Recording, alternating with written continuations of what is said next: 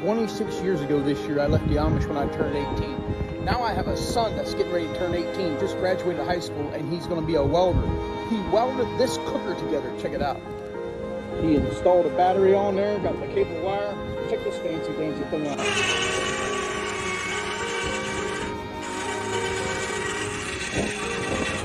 That's how you lift the lid.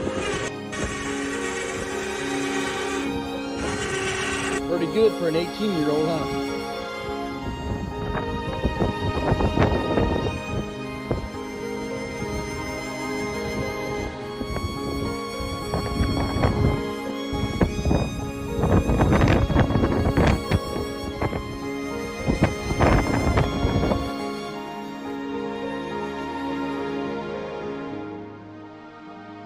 And this is the